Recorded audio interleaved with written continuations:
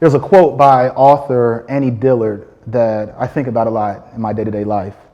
How we spend our days is, of course, how we spend our lives. On the surface, it's simple, kind of obvious, right? But I think it has a deeper meaning and implication that we don't give it credit for. It's that there's no such thing as habits that don't transform. And today, I want to talk about a habit that I feel we take for granted: transportation. You see, growing up, my mom and I did a lot of ripping and running, in her words. And today, with a family of my own, that tradition kind of carries on. Between the school drop-offs and the work deadlines and the community obligations and the birthday parties, it's a lot. To be honest, sometimes nothing feels better than a canceled plan. But I'd say that feeling is about a little bit more than just being busy. I'd say it's a clue that the way we navigate our lives, and practically speaking our cities, is less sustainable than it should be, less human than it should be. Big cities are for the grind, and we get out when we can for a slower, more livable pace, and that's just the way it works, right? I probably first sensed some dilemma as a kid upon a move between two cities representing that reality. And it was personal for me because of the way my transportation world changed. In Chicago, my mom and I would take the bus and train to school, to her job, to my favorite museums, to grab a bite, for just about anything. The mundane adventures exposed me to new people and ideas every day. The city didn't just commute me from point A to point B, it molded me. It gave me perspective. But when I moved to smaller, more car-centric Memphis, that experience largely evaporated. Trips became more utilitarian, sterile even. The bus system there was still a lifeline for me, but it wasn't the reliable adventure I'd grown used to. The jarring difference between the two dashed any sense of lifestyle entitlement I may have had, and left me with a kind of solution intentionality regarding my relationship with cities. And so, whatever it was on wheels, whether the bus or using my bike or bumming a ride or using this cool new service called Zipcar or having to walk, always felt oddly in control.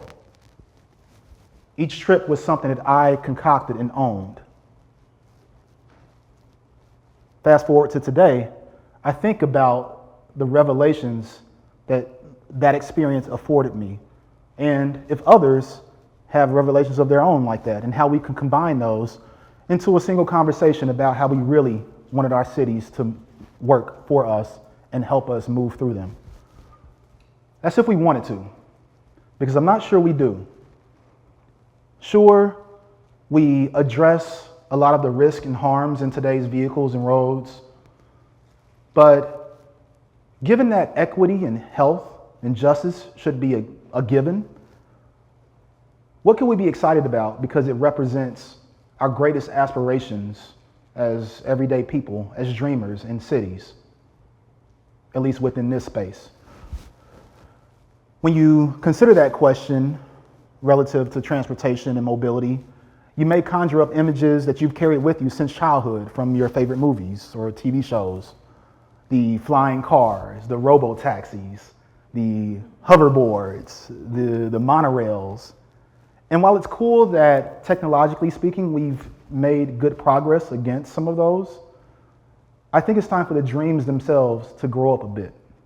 You see, we've lost sight of the fact that the thing is only ever as good as the purpose and meaning we imbue. And certainly designers and engineers like myself haven't really helped the case too much. We have spent the last century framing the problem fairly narrowly.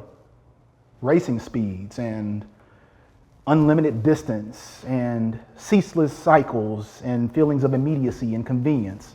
Fast, far, often. That's what gets funded. That's what we deem progress.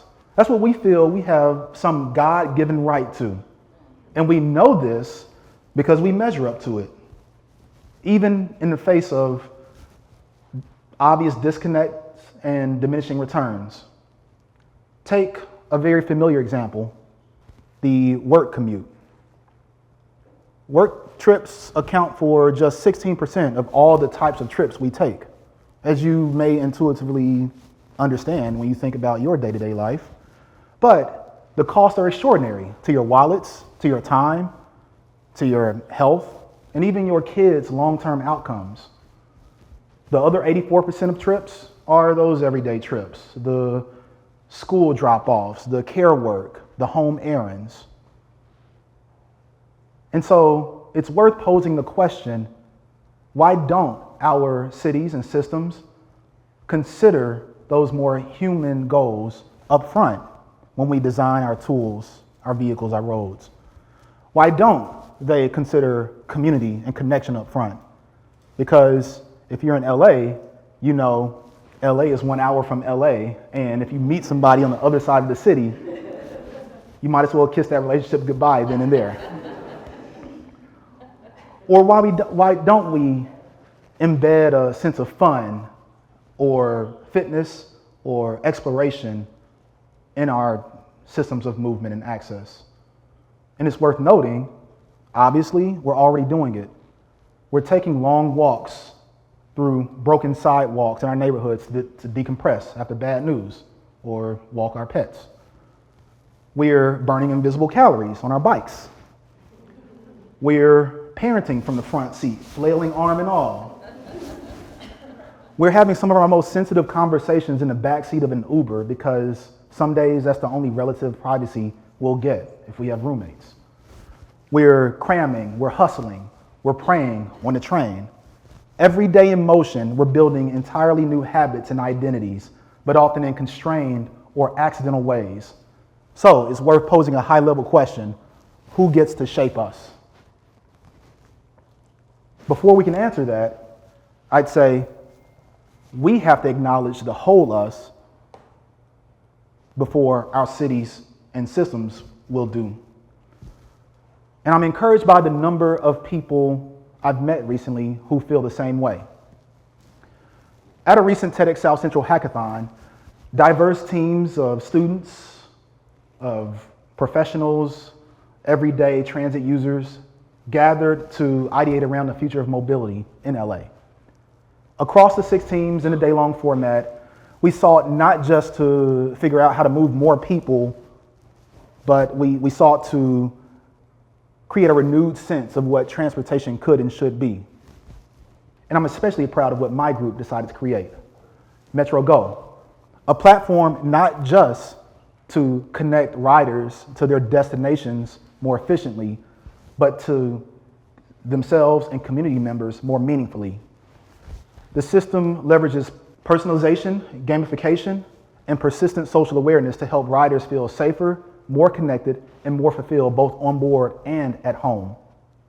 We focused our attention on users whose transportation futures we felt had the most at stake. For seniors, at a time in which large cities like LA are aging rapidly, it offers intuitive hyperlocal navigation, spontaneous support from authorized fellow riders, and real-time family updates to facilitate a sense of presence at all times. For youth and young adults looking to build more and better in real-life connections, the platform offers incentivized participation in local commerce, as well as incentives for participation in alternative modes that are more sustainable, even ones not necessarily under the Metro purview.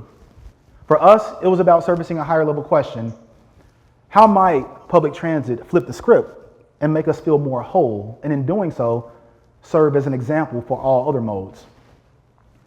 It's an urgent question because the future of transportation we've been dreaming about is, of course, no longer speculative. It's here.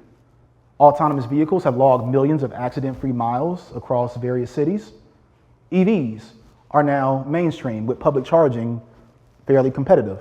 And AI is core to daily life for many of us, with many open questions. When I think about where we are in this space, I pose a question that my 2 young daughters often have on any long journey. Are we there yet? And when I think about how fast cities are transforming, I'm not sure what sort of urban experience they'll inherit. I don't know if they'll be inspired like I was as a kid in Chicago, or just burdened like many of us feel today here in this room. But I do know if we don't claim our journeys and push back on the forces that have locked us into lifestyles that we never really signed up for, the inequalities and inefficiencies will only scale from here. And concepts like Metro Go show that we don't have to go down that path.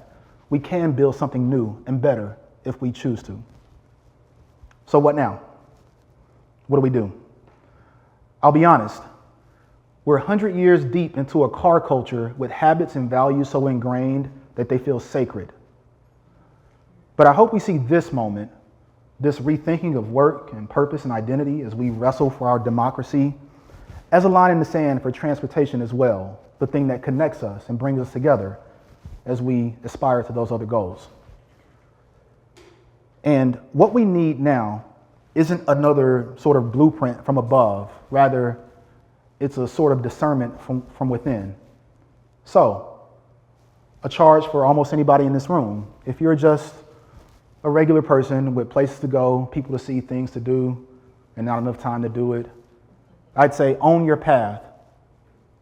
Participate in and champion systems of movement and access that build a better you daily, even if that means having to step out of your car a little bit more than you have.